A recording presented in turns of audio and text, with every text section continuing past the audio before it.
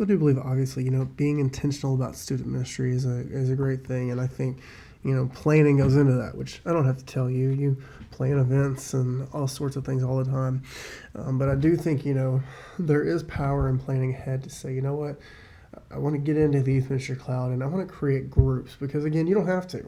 For attendance, you can just take attendance for your whole ministry, but by having those filtered groups, you can be really intentional about the follow-up you're doing, the messaging you're doing, the data that you're pulling. So for example, even if you've got a smaller ministry, you can still come in here and create a group, okay? And you can do it manually and just search for your kids or show all your kids and pull them in real quick.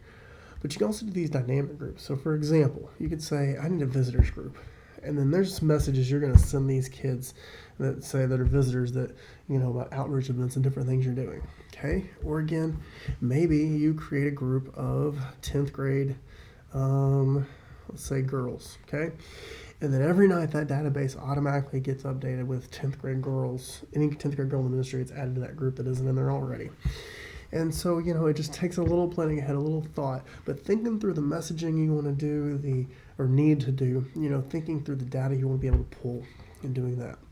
But more importantly, what I really want to focus on today is the planning in the sense of the planner. I think it's a powerful tool if you use it the right way. So, I've mentioned before these little check marks, and again, getting in here and pre-creating your events and requiring attendance will make it real easy for your leaders to get in there and help you do check-in and do other things. Okay, so that's one option there that I wanted you to know about. Okay, but the other thing is when you go in here and add an event, you've got these boxes here where you can, add in some information.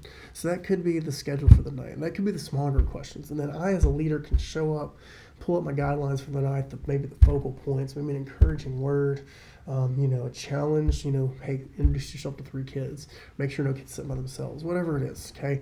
And I can see that information. And so even if you're having, let's say, a pre-meeting with your leaders, just, hey, pull that out, pull up the planner, and let's go over some things tonight. And then there's your small group questions, and you've got those. You're not running around making copies and using paper and time and things like that. It's just all right there, okay? But then you could also do it this way as well. You could have all those notes information, then you could also add an attachment. Now you could copy and paste things in.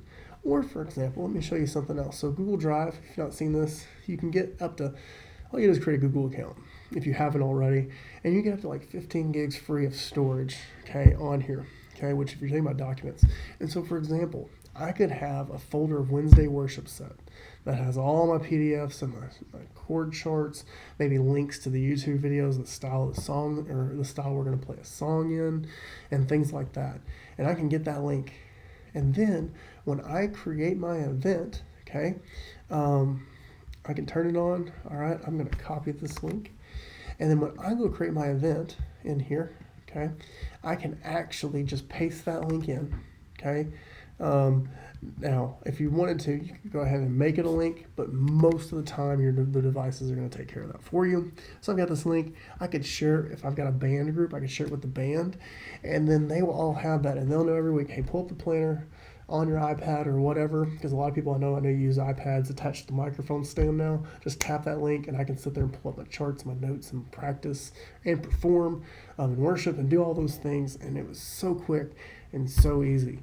And again, so there's free tools available you can use alongside of this to do that sort of stuff. And instead of having to have, 15 different apps you're using, you can do it all in one place. Store all your information and data in one place, share all your resources and tools in one place, and it'll work out really well.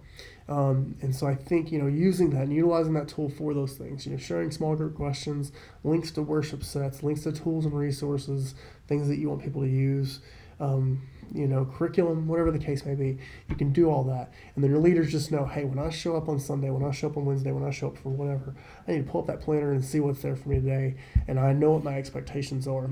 And then I can also, while I'm doing that, hey, I can pop in, okay, I'm doing this. I've got my small group questions pull up. Oh, new kid walked in. Quickly take attendance for you and then pop back in, use your curriculum again as well. And so again, it just takes some planning, some time, but it's a powerful tool, not just for you and your ministry, but also your leaders. So I encourage you to think about the ways you can use it, utilize it, to where again, you don't have to have 10 to 15 different apps. You can do it all in one.